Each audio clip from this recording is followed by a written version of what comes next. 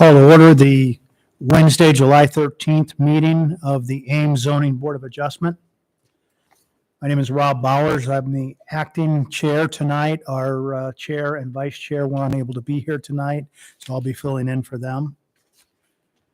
Start off with the Zoning Board of Adjustment is a quasi-judicial board created by the city of Ames.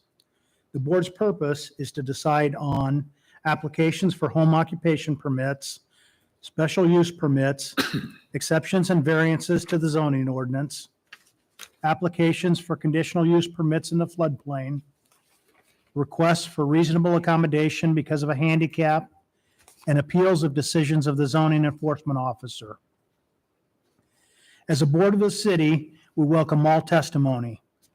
We make our decisions based on the facts and evidence as allowed under city code and presented in open meeting. Testimony before the board must be given under oath or affirmation. If the proceedings become lengthy, we may ask that testimony be focused on new facts or evidence not already presented. We ask that you come to the microphone if you wish to speak, so that your testimony will be audible and may be recorded.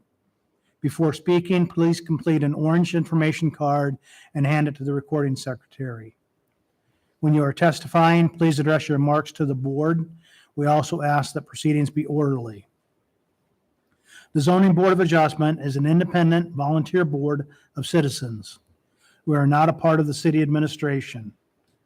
We are served in our efforts by Vicki Fielmeyer, Assistant City Attorney, Eloise Sahlstrom, and Justin Moore, City Planners, and Natalie Reckemeyer, Recording Secretary.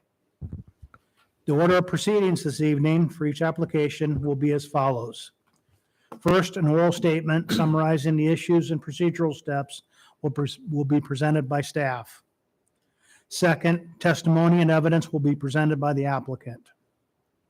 Third, testimony may be heard from any members of the audience who wish to speak in support of or in opposition to the appeal.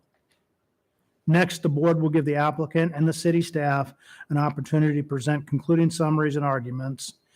And finally, the board will discuss the issues and evidence and come to a decision.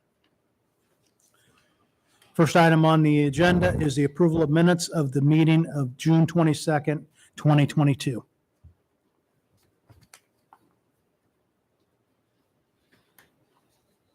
Make a motion to approve.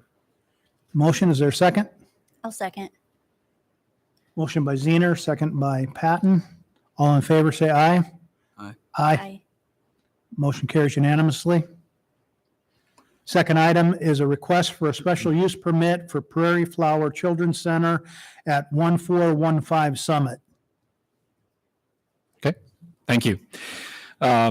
So we have a request for a special use permit at 1415 Summit Avenue tonight for a daycare to be operated as a standalone daycare in a house. As you can see there on the location map on Summit Avenue, the west side of Summit there. This is just approximately a block and a half or so north of 13th Street. The proposal, I'll go through just real quick.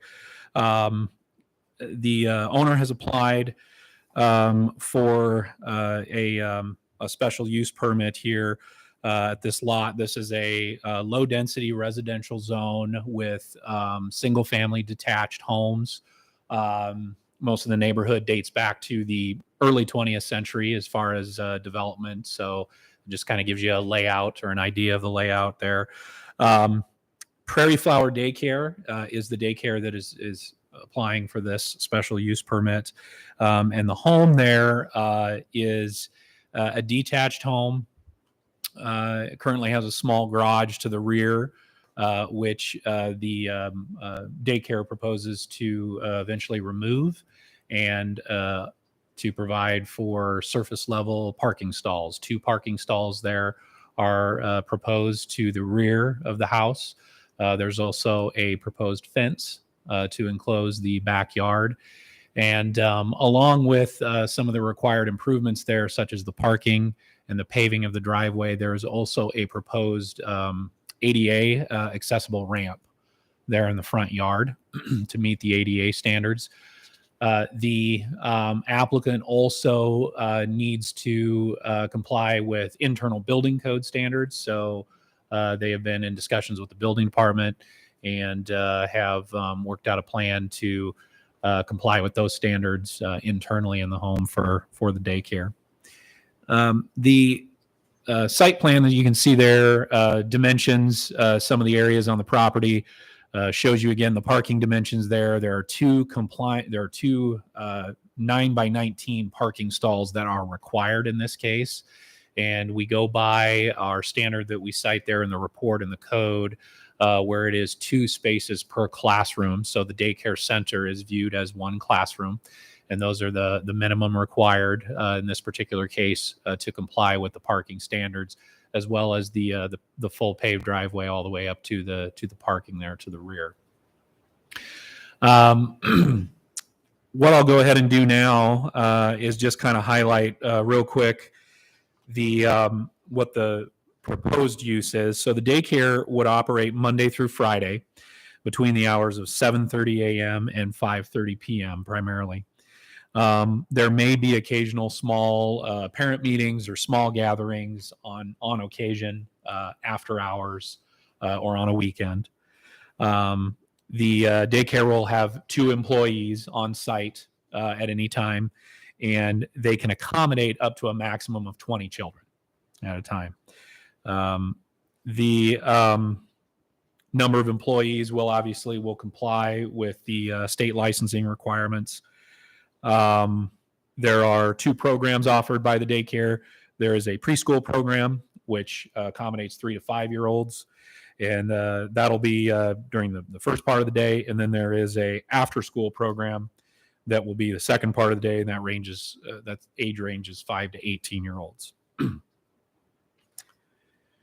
The primary use, or the primary daycare activities rather, in the house will be on the main floor level, which comprises 866 square feet. As I said, there's 2 parking spaces proposed to be paved in the rear yard. Of course, the driveway leading to the parking will be paved. The applicant does indicate that they do anticipate during some peak drop-off and pickup times, some parking occurring in the immediate driveway and out on Summit Avenue, primarily on the west side, where there is public parking. They do describe that there will be roughly 3 segments during the day of pickup and drop-off times, and these will be kind of in blocks where there will be 10-minute periods where there'd be approximately 4 to 5 vehicles parked each for about 5 minutes each.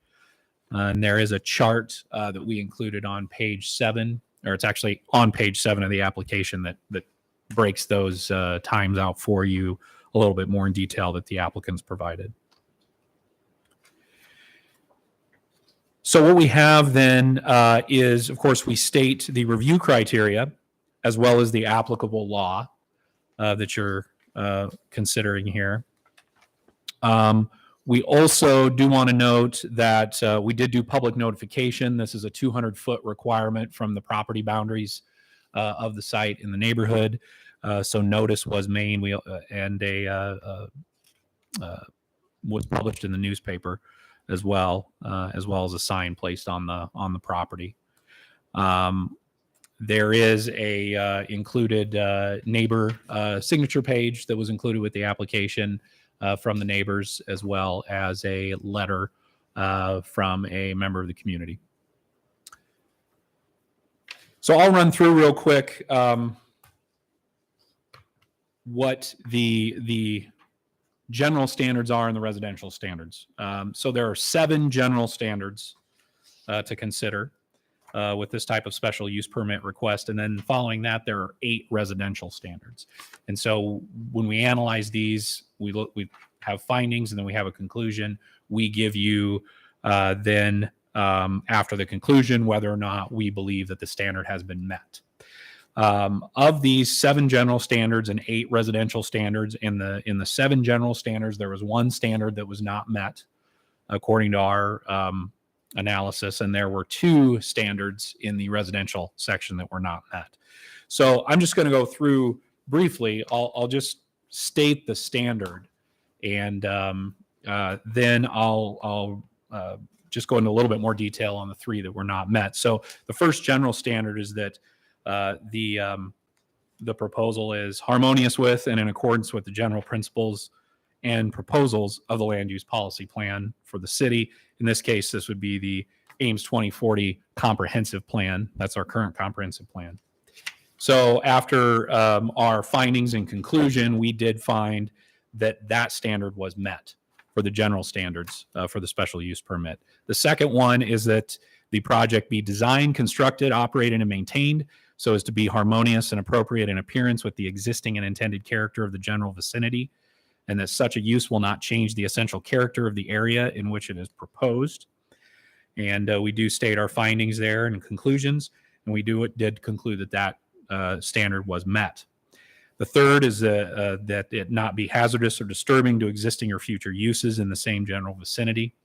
We found that that standard was met.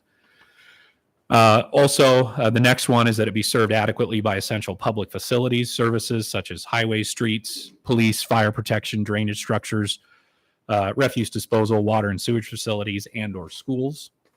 We found that that standard was met. Next, that it not create excessive additional requirements at public cost for public facilities. We found that there were no issues there and that standard was met. Then we looked at the next one, which is that it not involve uses, activities, processes, materials, and equipment or conditions of operation that will be detrimental to any person, property, or general welfare by reason of excessive production of traffic, noise, smoke, fumes, glare, or odors. And on that was the general standard that we found that was not met. And that is primarily due to the traffic at peak drop-off and pickup times that would potentially exceed what is typical of a residential neighborhood during these times. The next standard is that it be consistent with the intent and purpose of the zone in which it's proposed to locate such use, and we found that that standard was met. Then we get into the residential zone standards, which are a consideration for a special use permit in a residential zone such as this.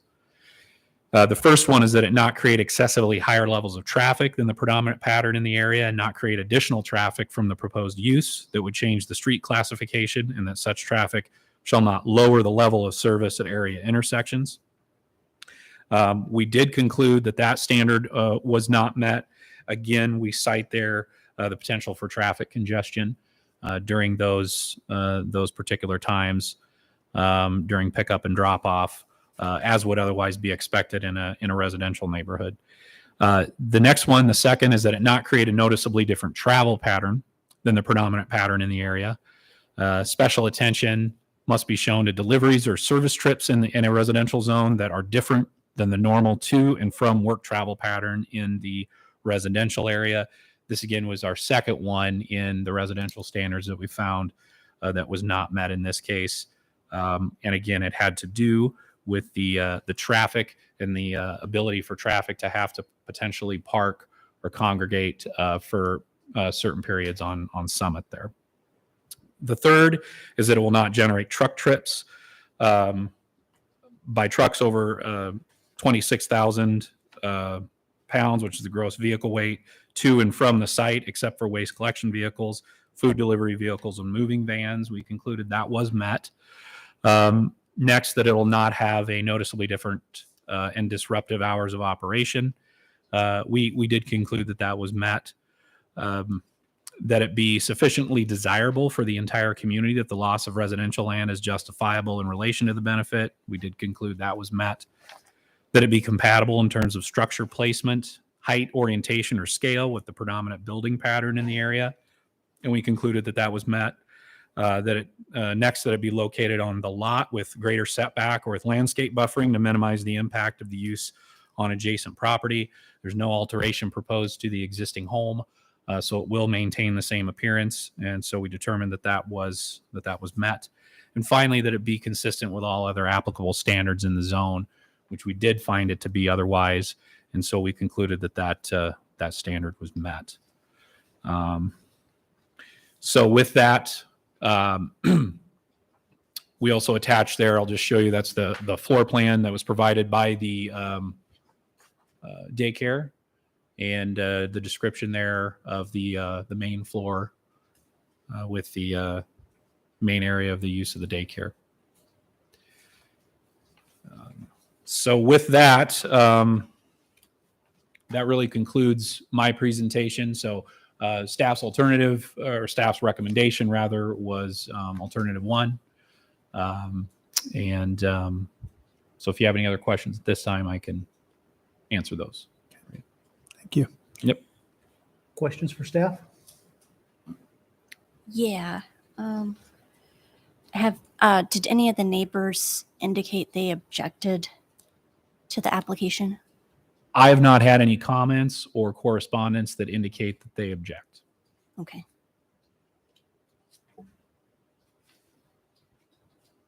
Other questions?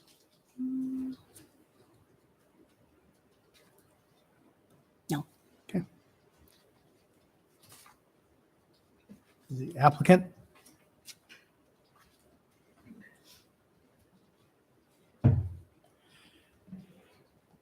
Thank you. First off, you swear to tell the truth? Did I raise my right hand? Okay. Yes, I do swear to Okay. tell the truth. Your name and address, please? Julia Webb, 2803 Northwood Drive, here in Ames. And then when you're done, there should be out by the table, or right there. You, never mind, you already have Got a it. card. Awesome. Go ahead, please. Great, thank you. Well, good evening. My name is Julia Webb, and I am the outgoing president of the board of directors for the Ames Waldorf Association, currently doing business as Prairie Flower Children's Center.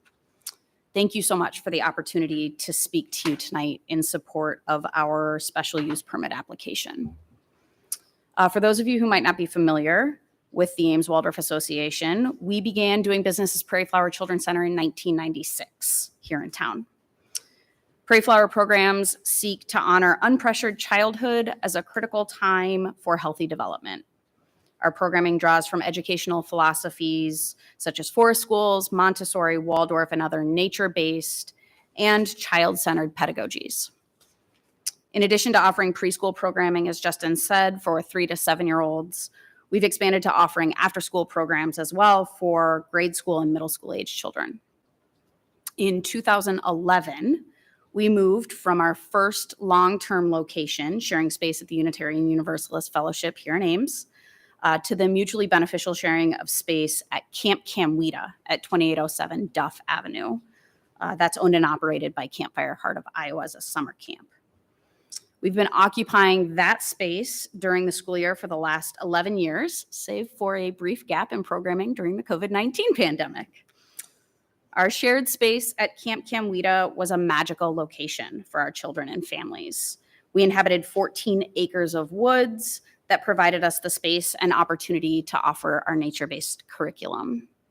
We paid a nominal rent to use the indoor and outdoor space throughout the school year, maintaining the buildings and grounds so that when Campfire moved in for their programs in the summer, they were able to turnkey the space to begin camp within just a few days of us moving out and into a storage unit for the summer. On April 25th of this year, we received a letter from the Campfire Board of Directors informing us that they had voted to not renew our lease for the 2022-2023 school year, as they were exploring offering programming themselves during the school year and were anticipating performing some renovations on the buildings. We were shocked, very disappointed to learn that we were not going to be able to use that space anymore, but also that we only had 4 months to find a suitable location to continue our tenured Prairie Flower programming. But not to be discounted, our board of directors leapt into action. We systematically pursued strategic community partnerships. We explored possible capital donations. We viewed and reviewed commercial and residential property options to house our small nonprofit and the programs we offer for families in our community. The first partnership we actually pursued was one with Ames Parks and Rec. We had heard that Ames Parks and Rec preschool Small Wonders might be closing. And we were very enthusiastic about the possibility of occupying that space where Small Wonders had been. We met a few times with Keith Abraham, who eventually informed us that they would be repurposing the already built out preschool building in order to create more office space in the Parks and Rec space here at City Hall. We then spoke with other local organizations, including Iowa Natural Heritage Foundation, Story County Conservation, and at least a half a dozen churches, the Community Academy, and other groups we had hoped might have space near a wooded location that we could use either temporarily while we sought a longer-term solution or as a long-term partnership. Tragically, we came up empty-handed from all of those meetings and efforts. Given the incredibly short time frame in which we were operating, we then began searching for a commercial or residential property that we might retrofit to meet our programming needs.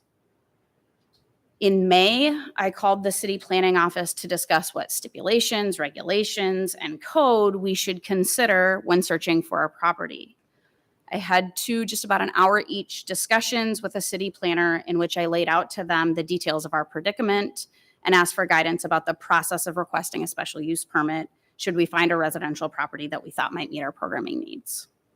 The planner provided me some assistance and guidance about what to look for in a property. Our board moved forward with the assistance of a real estate agent, exploring over 30 commercial and residential properties around Ames.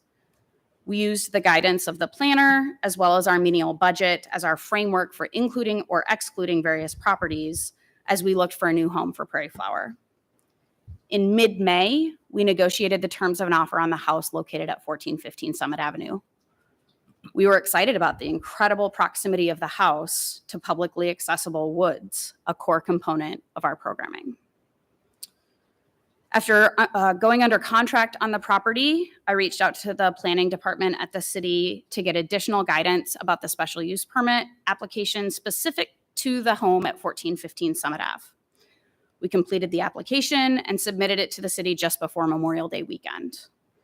During that weekend, myself and our vice president of our board knocked on every door within 225 feet of that front door of 1415 Summit to talk with the neighborhood residents about our intention to buy the house and use it as a childcare center. We were met with an overwhelmingly welcoming response. Folks were excited for our move to the neighborhood, and although we did not connect with all our neighbors, it being Memorial Day weekend, we received signatures in support of our moving into the neighborhood from all of the folks we spoke to, except for one who did not raise specific concerns, but did want to read through the packet of information we had given him before signing our form. We received no concerns, negative feedback, or otherwise antithetical commentary about our intention to use the property at 1415 Summit as a childcare center, with 15 to 20 preschoolers being dropped off multiple times a day and an after-school program for 10 grade schoolers and middle schoolers. About a week after our initial submission of the SUP in May, we received a call from the city planning office that we would be unable to move forward with our application because the property did not meet the minimum off-street parking requirements for our proposed use.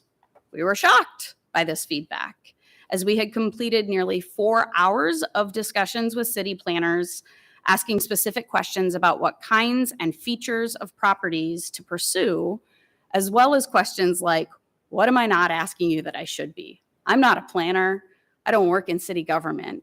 What should I be asking you to make sure that we're looking for the right property for the proposed use of this location? I asked that question 4 times of 2 different planners.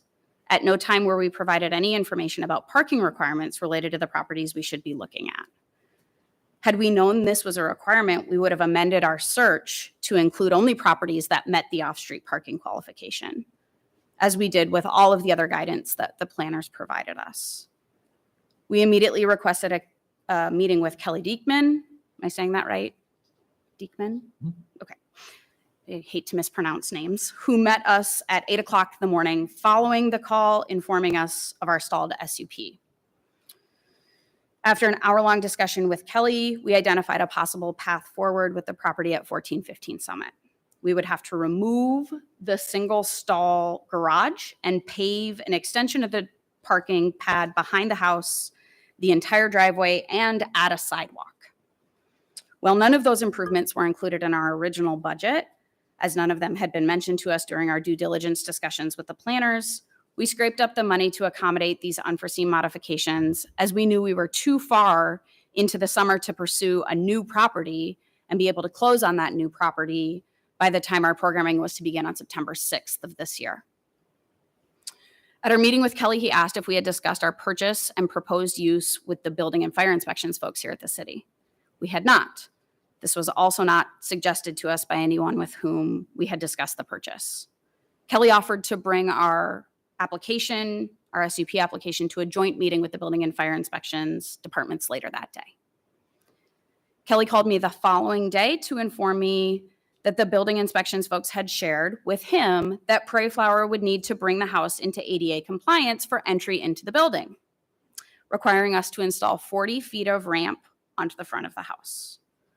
Well, we certainly wished we had thought about that and been able to consider it prior to our search for homes. Had we been provided that guidance, we agreed to this improvement as well, given our commitment to ensuring Prairie Flower programming be offered to Ames families this fall. The board of directors for Prairie Flower found a pre-owned ramp and negotiated a reduced rate for architectural services to be able to meet the necessary zoning, building, and fire codes for this special use and stay within our meager budget. In light of the new guidance we were provided by Mr. Diekman and his team, the Prairie Flower Board revised our SUP application to include the required modifications that you see in attachment B there to the property and submitted the revised application on June 27th. These modifications include the removal of a cinder block walled garage, the paving of a new parking pad, driveway, and sidewalk, and the installation of roughly 40 feet of ramp. We anticipate these renovations to exceed $25,000 and take all of the time available to us between our scheduled closing on the property this Friday, July 15th, and our first day of school, September 6th.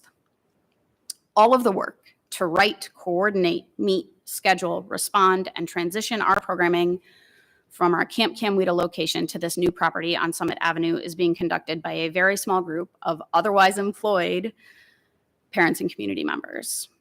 I personally have spent over 100 hours in the last 3 months working to ensure we're able to provide continuous programming for the families we serve, despite incredibly difficult challenges. And my fellow board members' time and energy likely increased those hours 3 or 4-fold. This is not a money-making venture for us, or even a passion project to meet our personal needs. We all, the board, our staff, and the rest of our community, view Prairie Flower as a community organization responsible for offering a child-centered, civic, and nature-minded childcare solution for Ames families. We're a cooperative organization that operates on the backs of our staff and families who've worked tirelessly to give back to the broader community. Well, I really do appreciate the city planners' energy and feedback in their review of our application. I do see nuances in the language of the standards to which the staff report finds our application deficient. I note that while the structure of the standards are such that the report finds that Prairie Flower application fails to meet 3 standards, in fact, all 3 of the deficiencies outline the same concern as it relates to our application. 2 of the 3 standards in question use the word excessive to describe the level at which our traffic must impact the neighborhood to be considered outside of the standard's expectations. As noted in our application, and as you can see on the map that he showed earlier, the property at 1415 Summit is roughly 2.5-3 blocks from the new entrance to Ames High School parking lot. Our enrollment is roughly 1% of the total number of students enrolled at Ames High, and our staff total 5 people. The total enrollment at Ames High has fluctuated up and down by 100 to 200 students here and there within the last 5 years, contributing significantly to traffic patterns and flows on Summit Avenue. I struggle with the idea that a 1% increase in drop-off and pickup traffic in that area presents the same significant impact, given the identification by city staff of Summit Avenue as a secondary route for access to Ames High. Such traffic changes could occur on Summit Avenue by a factor of 8 just by the swings in enrollment at Ames High year over year.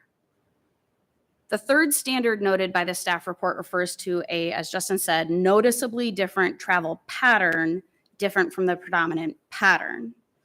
While we acknowledge that we are adding some traffic to the neighborhood, the child drop-off pickups are actually consistent with the other time periods the neighborhood sees such traffic, given the proximity to the high school. However, to ensure that we don't contribute to the actual congestion on Summit that the high school creates, we have committed to and proposed to ensure our pickup and drop-off times are just before or just after the typical high density of traffic flow for that neighborhood. Therefore, really only extending the duration of heavier traffic flow by roughly 20 minutes at each period. I'd also like to provide additional context for the total number of cars you can expect as a result of Prairie Flower moving to the neighborhood. The Prairie Flower community is uniquely comprised of many families who do not travel to the school by car. Last year, for instance, we had 2 families, 3 children, who routinely dropped off their children by bike. Historically, we've seen families walk and take the bus to drop off and pick up their children at our Camp Camwita location. We also tend to enroll multiple sibling groups in our programming, thus decreasing the number of cars at each drop-off or pickup period, because each car has more than one child in it. For example, last year we had 4 sibling groups enrolled, reducing the total number of vehicles traveling to our preschool programming by 8 each day. Similarly, our after-school program enrolls sibling groups, having the same impact on the traffic. Including child sickness, family travel, and other absences, there are a few days where all of the enrolled children were actually at school, and 0 days where those children who did attend equated to the same number of vehicles.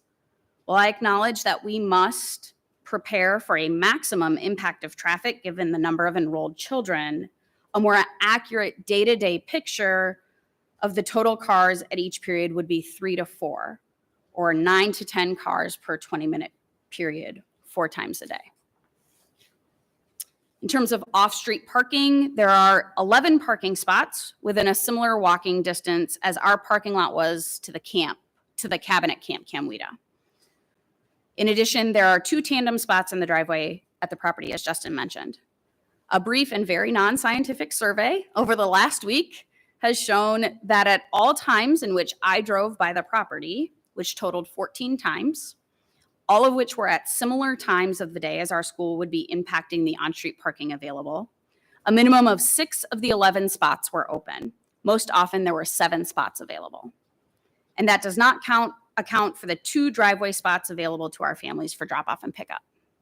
Recall that at any given time, we only anticipate having a maximum of 5, need of 5 spots and a likelihood of only 3 to 4 spots dropping off or picking up. Also, just a note, the evening and weekend parent get-togethers are very infrequent, I would say less than once a month, and would amount to less traffic than a typical holiday weekend residential grill out. I apologize for not being more clear about that in the SUP. Thank you so much for listening to the entirety of how we have come to this place. Prairie Flower Children's Center is a small, nonprofit, child and family serving organization committed to Ames, its citizens, our shared values, and our community. On behalf of our organization, the families we serve, and the larger Ames community who might benefit from our capacity to serve their childcare needs in the future, I humbly request you elect to approve our request for a special use permit to allow our daycare center for up to 20 children and use the property at 1415 Summit Avenue as we have outlined in our application. We are willing and able to meet the conditions outlined by city staff in number 2 of the alternatives section of their report and are eager to get started with that work. I'm hopeful the board will value the opportunity and childcare slots we offer to our community in an otherwise crisis childcare environment over the impact of some additional traffic in a neighborhood already accustomed to increased traffic during the times we've proposed. Thanks. Questions for the applicant?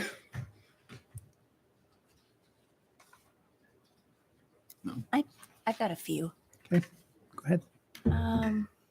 Have you explored putting additional parking on the property? We did. We explored that with Kelly at our 8 o'clock in the morning meeting, partially to understand what the requirement was for off-street parking, because that was new to us at the time. And what we learned is that we cannot have off-street, I'm sorry, did I say on-street? Off-street parking. We cannot have off-street parking in the front yard. And even if we could, the ramp is taking up most of it. It's a single stall driveway that terminates at what is now the garage and what will be the 2 side-by-side parking spots, and I would say, relatively small backyard. Because our program is focused on being outside, it would be a challenge for us to eliminate the backyard to accommodate a parking lot that would then still only have one. We'd have opposing traffic going in and out. There's no way to put a loop. Does that make sense? Yeah. Yeah. So we have thought through that and are open to it. I can't brainstorm what that solution would be in an effective way. Do you know how many signatures you got from neighbors in support? Do you have that signed letter, Justin? Let me grab that here for I have the SUP, but it's not the original signed one. sure. I'll pull that out. There were, yeah, it appears there were 4 signatures here. And then there is also the The letter from Leo letter. Milone. from the member of the public. So we spoke to 5. I want to say we knocked on maybe 12 houses and spoke to 5 folks. And and you said they were within 300 feet? We did within 225. We knew that the notification process was going to be within 200 feet. So we took it one house further. Is there a bus stop near the proposed location? I believe the closest bus stop would be at Furman Aquatic, which is, you can see the edge of Furman Aquatic Center there. So that light at 13th that goes into Furman Aquatic, you would have to walk down the sidewalk at 13th Street and then up Summit or up Crescent, and that turns into Summit. There is also a bus stop up closer to Northwestern on 13th Street that you could walk down, again, the sidewalk at 13th Street to the west. And then there's also a bus stop up by the high school. That's just from my memory. So that's from riding the bus in Ames for 25 years. And you mentioned that after hours meetings would be infrequent. Could you elaborate on that? Yes. So we have our board meeting once a month, which would be, well, this last year we've had a board of 4 people. Hopefully 5 people once a month for, an hour and a half on a Monday night.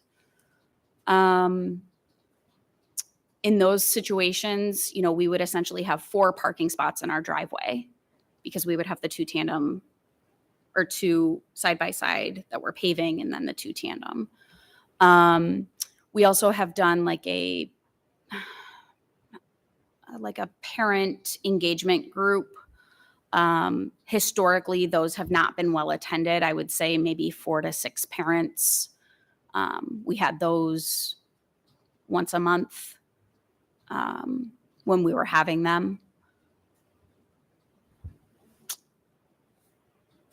Those are the parent off hours uses of the space. Would you expect to continue to do those meetings? Certainly the board meetings. We are expanding programming this year, partially because our rent is going to double with a mortgage payment. And by expanding programming, I mean we used to just have morning preschool with 2 short afternoons a week, and we're going to 5 mornings and 5 afternoons a week.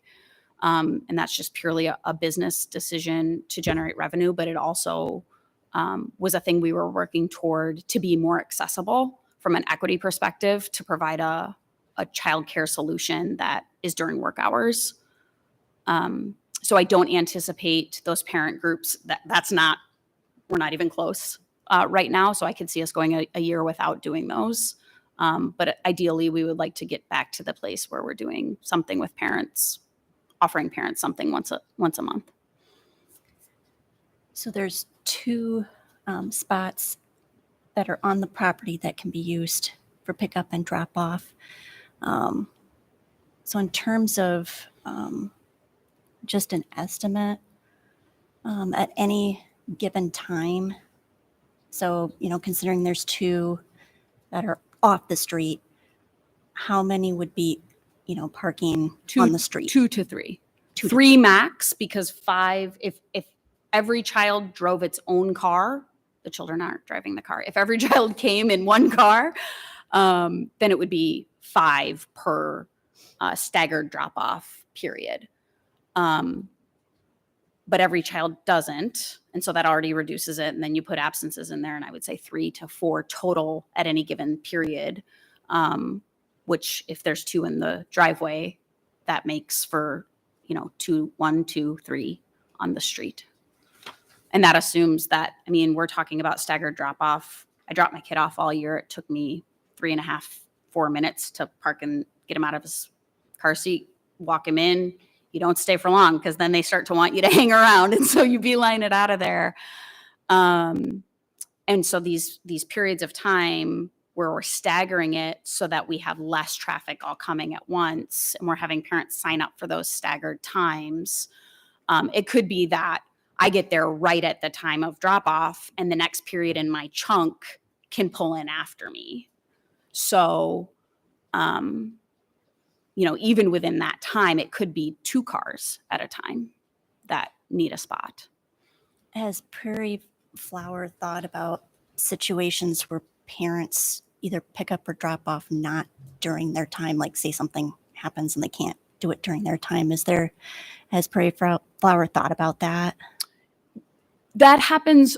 Even this last year, a child has a doctor's appointment at 10:30, and school starts at the time we were programming at different times. School starts at 8:35, and that morning session isn't done until 12:10. The parent can come get their child for that appointment.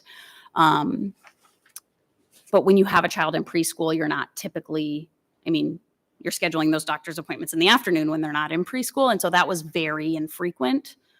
I can't think of a time, and granted, I was not the staff member there, but I didn't pick my child up or drop him off at any time other than the designated times. I have close friends who did it, but it was had to do it for an appointment or something like that. But it was one at a time, and very, very infrequent, less than weekly. Okay. How many employees are working there at any one time? At any one time, 2. Okay. The DHS regulations for a child care center of our size requires a 1 to 8. It's 1 to 8 or 1 to 10, depending on the age of the child.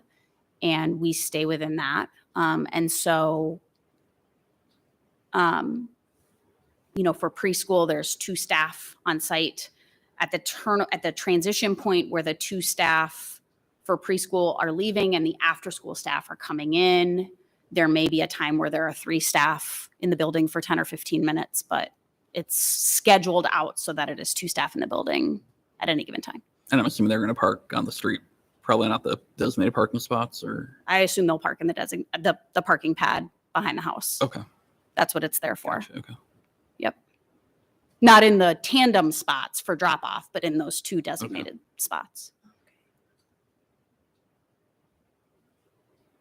So just to be clear, I guess for the parking on the property, there could be 4 cars on there, 2 for staff and then 2 for pickup and drop off for parents. For short periods of time in the morning and then in the afternoon, yes, there could be 4 cars in that.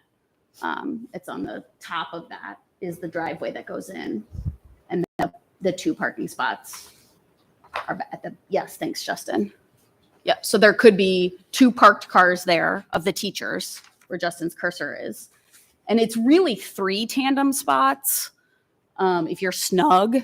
But because these are people that are flying in and dropping off a kid, I don't expect them to get snug up. So I don't want to overpromise that 3 people will be parked in there. But it takes, I mean, such a short time that,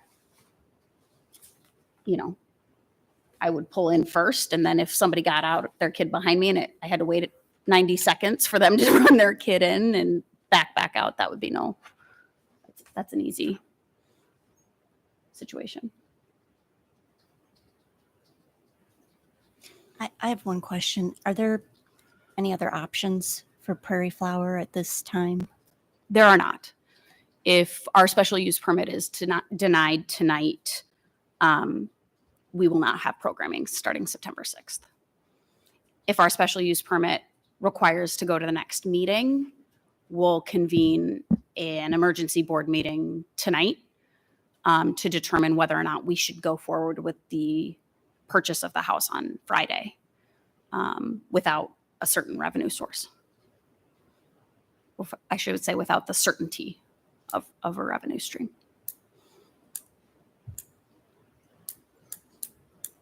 Other questions?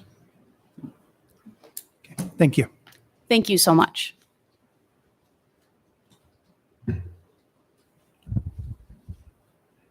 Anyone in the audience wishing to speak on this?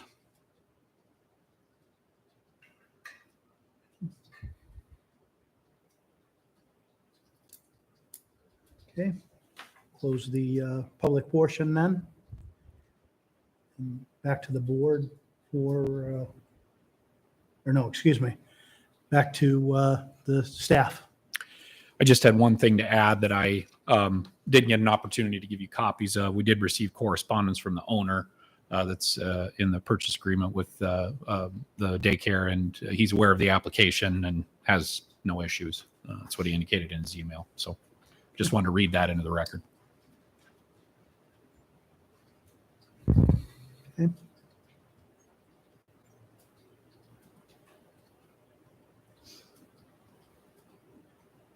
Any other final comments? You? Okay. Discussion for the board?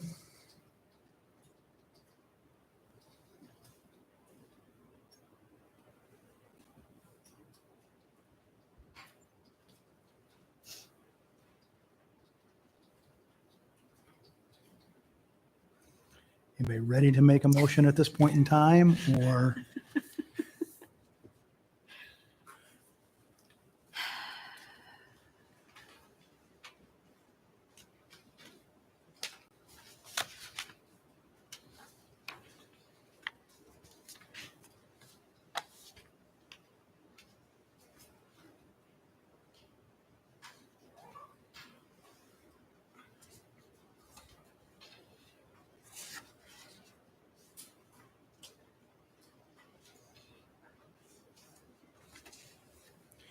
And staff has recommended alternative number 1 in order for us to go back, and they have 3 findings that they have not found having been met.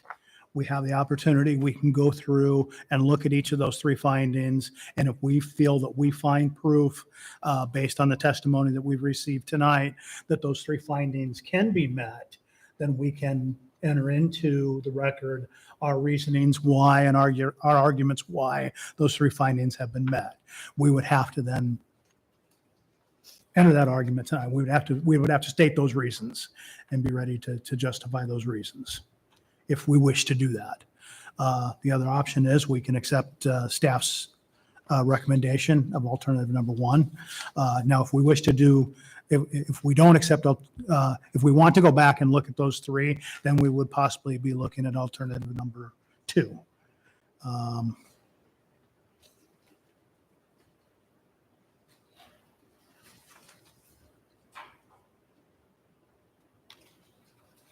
suppose there's a possibility we could be doing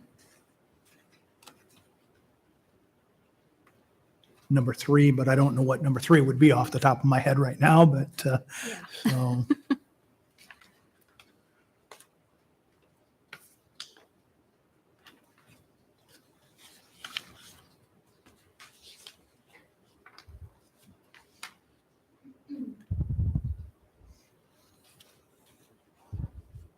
And there's also a possibility of number 4.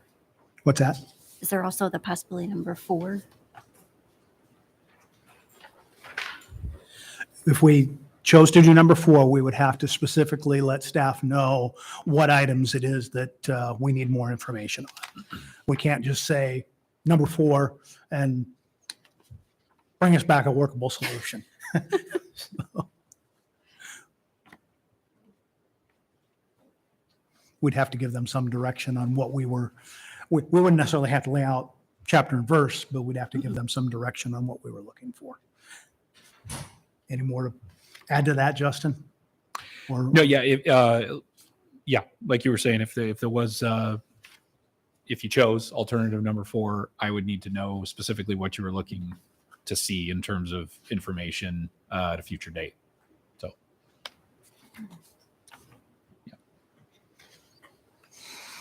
I mean, this is a heavily traveled area in the morning and in the afternoon. I mean, I do appreciate the information about the parking right now, but I do believe that the character changes when school's in session. I did hear that the change in the attendance at the school, at the high school, can change the traffic flow in that area, but that's not something that we have any control over.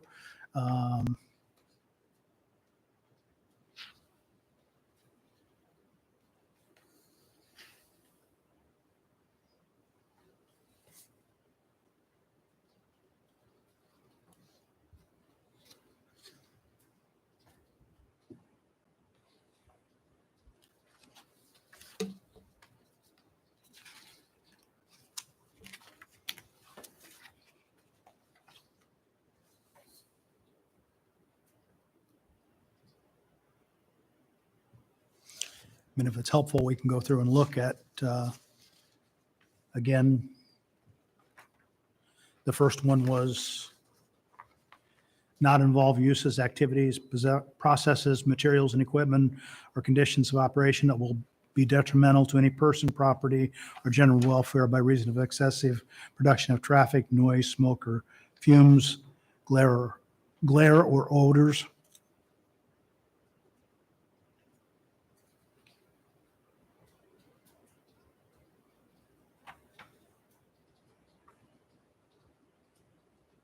And the real issue, I think, with this one is the traffic.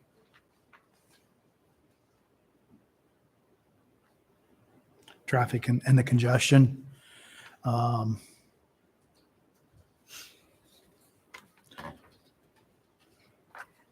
number 2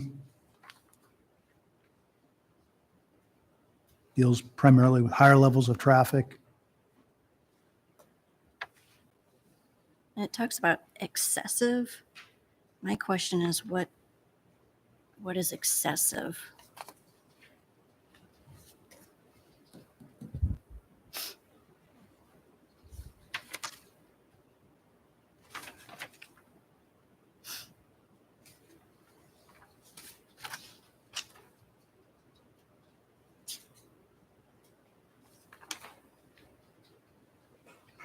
Yeah, 2 of them say excessive or excessively, and the other one just says different travel pattern. Yeah. So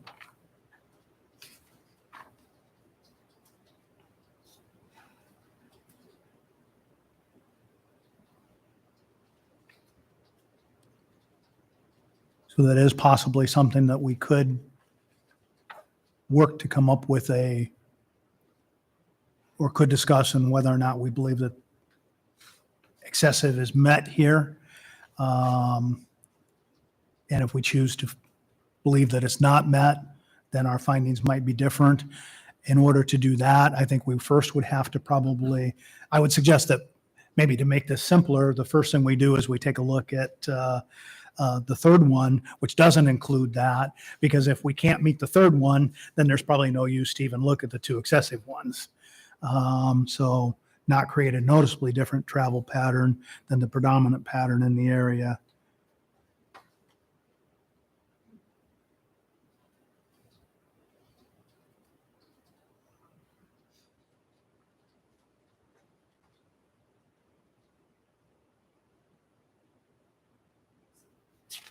I guess my question is what's the normal traffic pattern for this area?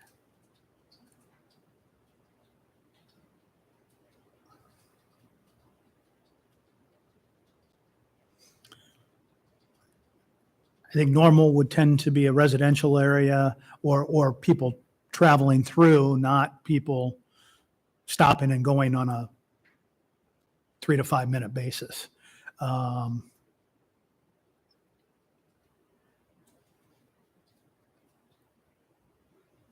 I think that's the real question, is whether or not that causes a concern that rises to the level of making this problematic for the neighborhood and for the traffic in the area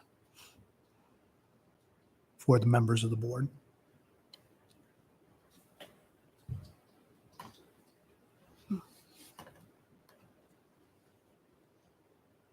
If we think that it doesn't, then we can start trying to formulate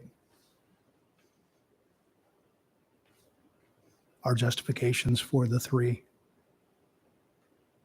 alternate findings of fact.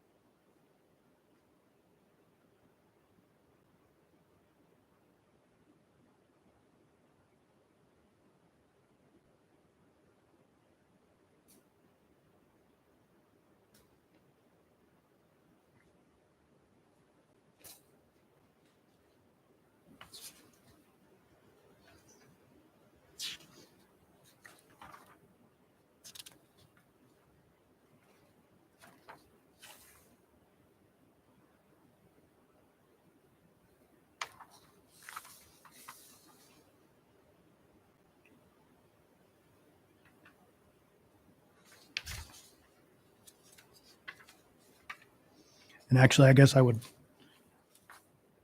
was a discussion, and the applicant did bring up the street parking, but as I look in item number 2 of the residential standards, and correct me if I'm wrong, Justin, down in your conclusions, it says any parking on street is not permitted. A special use permits must demonstrate the parking can be contained on site in order to avoid safety risks of additional traffic. Am I reading that correctly? That street parking cannot be used as part of our justification in any way? So there's public parking in this area on the streets. I couldn't specifically tell you which side. I don't have that information right now.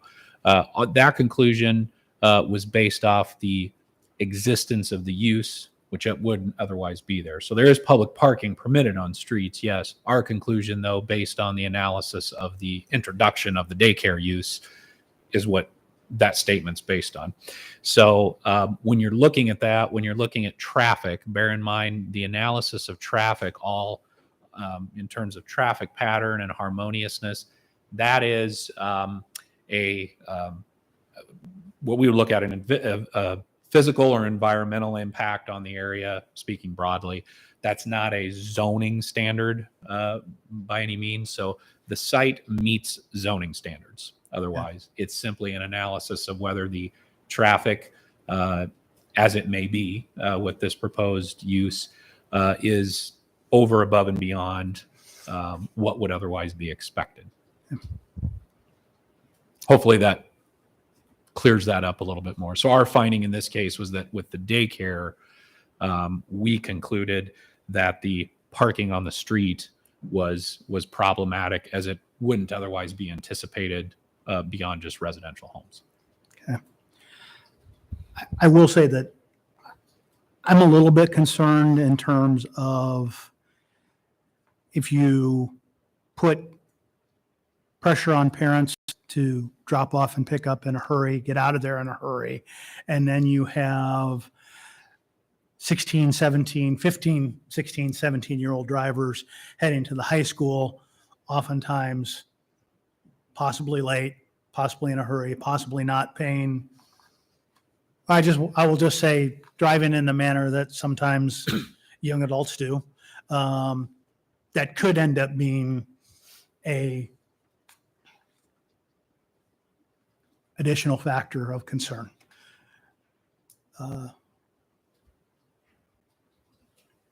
In this area. I have a question. Has the city ever approved a special use permit like this before? So there was a special use permit for a standalone daycare in a house. Yeah, where the daycare owner's not living in the house. Right. We have had one of those come before us. I believe there was one last year. We as staff made our recommendation at that time, which was denial, and the board did approve it. So they did go contrary to our recommendation, and they made their findings appropriately. Yeah, if the board feels that there is another finding to be made or a different finding, then you could certainly state that in this case and act accordingly. So yes, it has occurred in fairly recent history once that I'm aware of.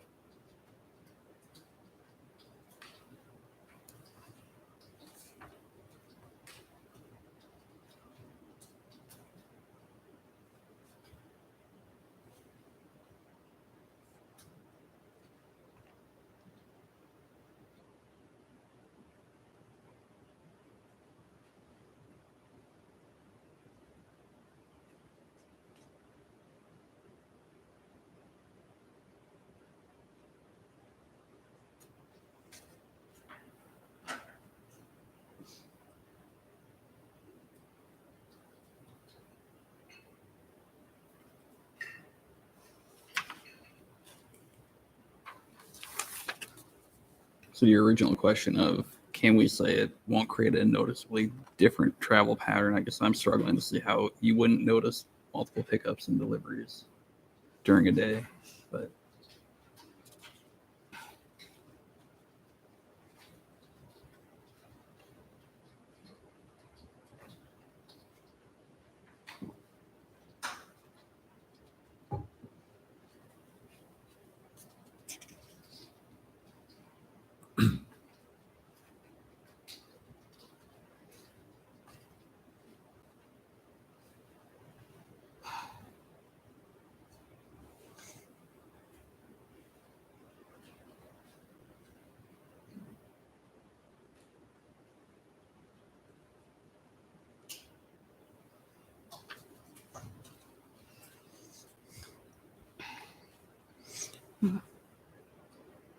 Any additional questions or thoughts? I'm also struggling with the language of noticeably different travel pattern than the predominant pattern in the area.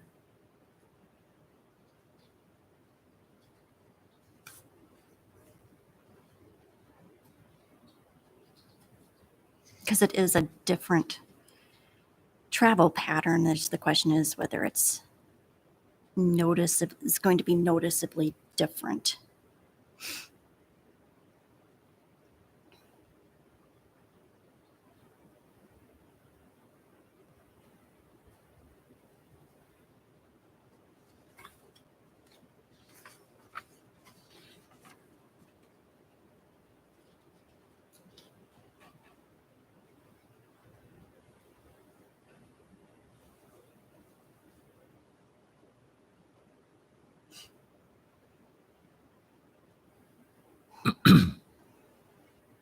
I don't know if it's helpful to you, but you were asking about parking on Summit Avenue, and our ordinance indicates that parking is prohibited at all times on the east side of Summit from its intersection with Ridgewood Avenue South to a point located 40 feet west of the east property line of Lot 15, Block 2, Ridgewood, Second Edition, which is 1410 Summit Avenue. So basically prohibited on east side of Summit.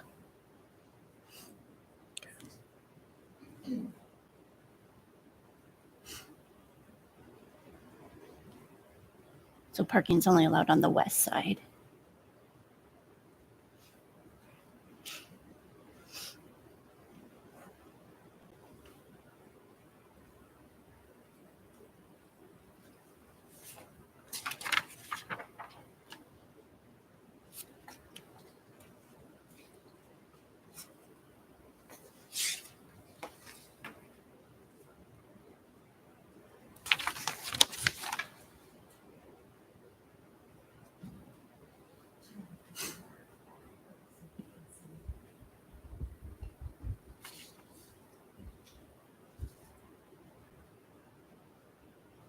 So just looking at the attachment A location map in front of the 1415 Summit Avenue, it looks like maybe 2 cars would be able to park there, like right in front of that property. Maybe 2. Yeah.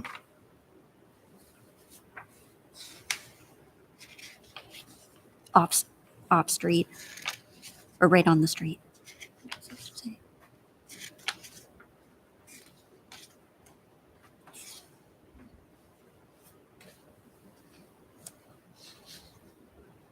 So if there were any more than 2, they'd be parking in front of the adjacent properties.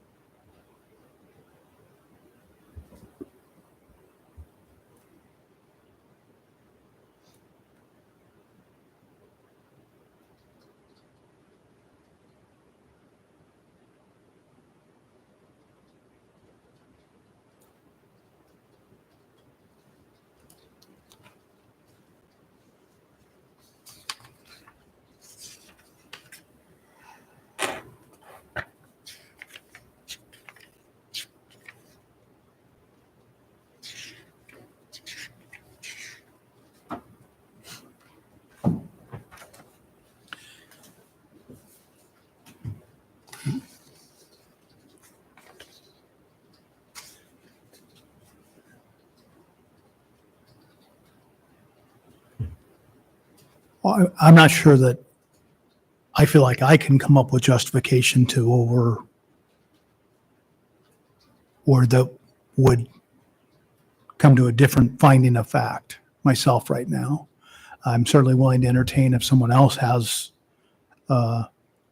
ideas for wording, but I do not have ideas for wording that would overrule those 3 findings of fact that would allow us to come to a different conclusion.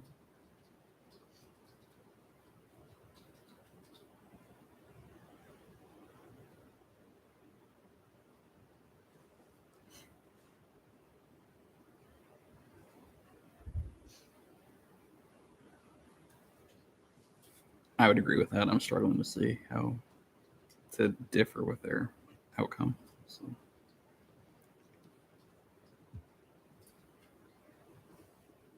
based on that, I'll make a motion to accept alternative number 1. There a second? I'll second it. Been moved and seconded for alternative number 1. Any other discussion?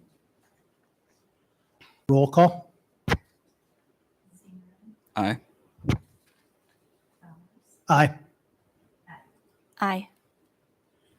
Motion's declared passed. Motion is approved. Any person desiring to appeal this decision to a court of record may do so within 30 days after the filing of this decision. The next item of business is a request for a special use permit amendment for Lutheran Church of Hope Worship Expansion, 3329 Lincoln Way. Eloise?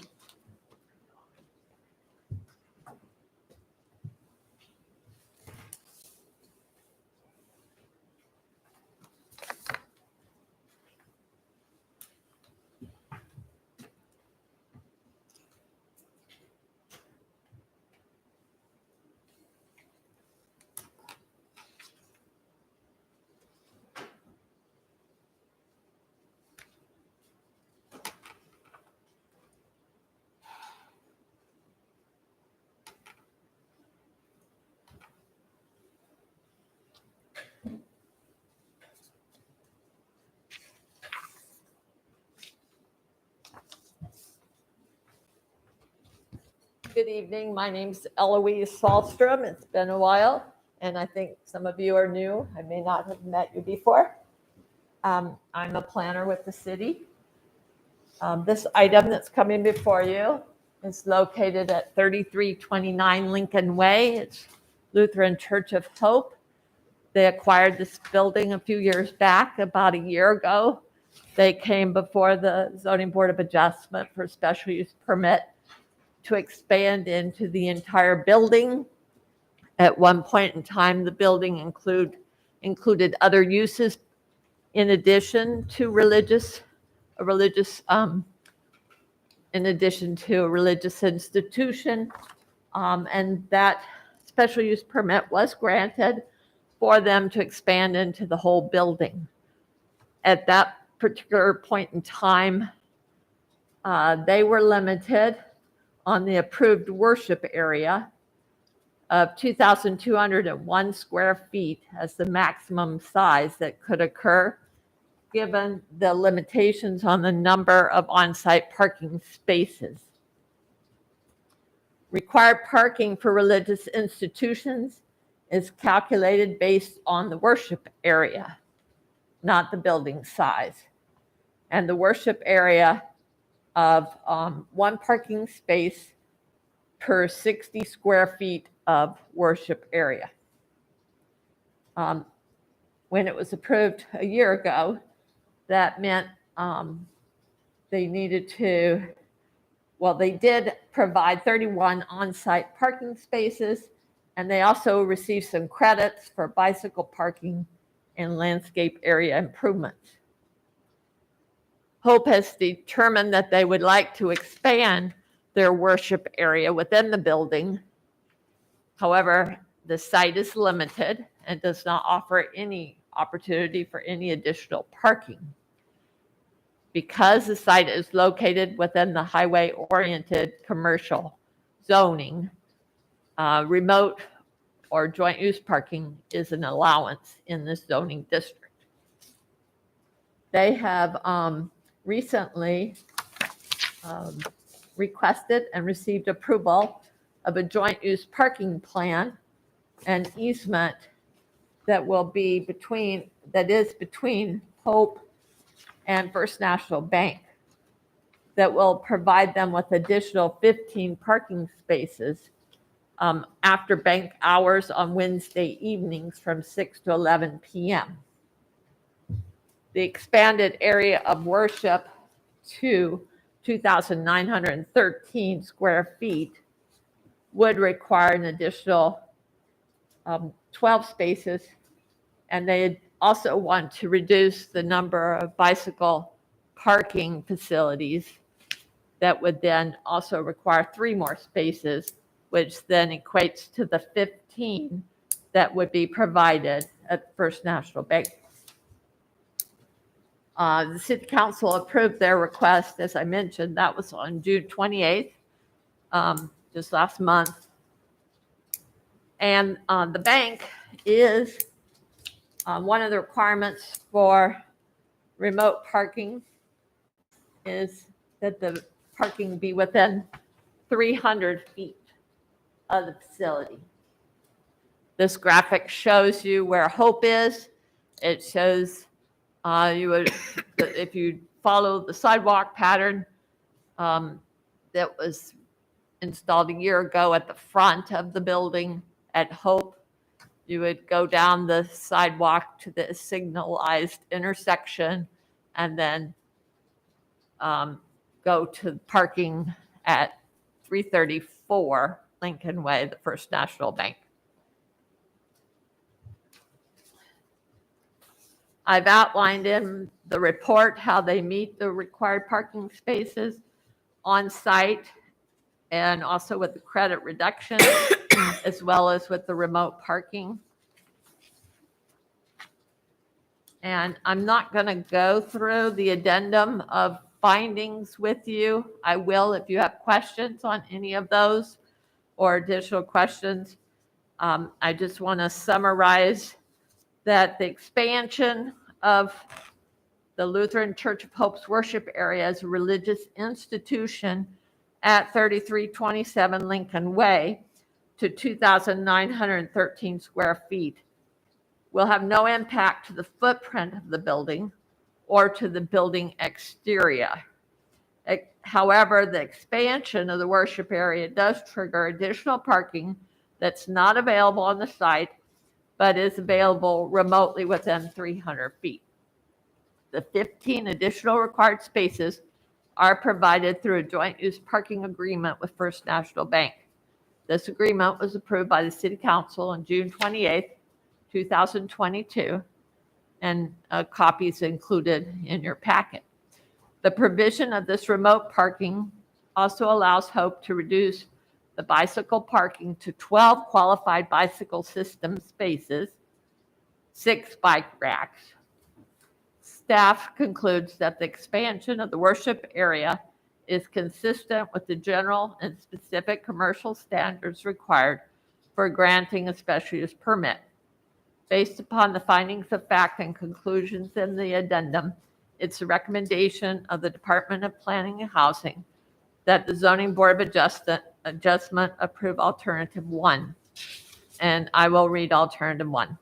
Approve this request for amended special use permit, which was case 2108, last year's case, to allow expansion of the Lutheran Church of Hope's worship area to 2,913 square feet within the existing building footprint at 3327 Lincoln Way, along with reduction of bicycle parking to 12 qualified bicycle system spaces or 6 bike racks, by determining that the findings of fact and conclusions in the addendum meet the criteria of section 29.1503(4) with the following stipulations. The use of the worship area will be limited to Wednesday evenings, 6 to 11 p.m., based on the terms of the joint use parking agreement. All other conditions of approval and terms of use as previously approved with case 2108. That concludes my presentation. Thank you. Questions for staff? No. I do have one quick question. You mentioned that the joint use agreement was approved by the city council. Is that renewed on an annual basis, or is that registered with the city in any way? In other words, if for some reason First National pulls out of that or it goes away, is there a way for that to get information, or is that incumbent upon Hope Church to bring that information back? That's a great question. The answer is that the city is a party to that agreement. They Okay. have to notify the city if they're going to change the use of the building, if anybody's selling the property, if the bank wants to change the terms of the agreement, and it is a recorded agreement, Okay, so it's legally binding. so there would be notice if something. There would be notice of any changes Thank you. to the city. Other questions?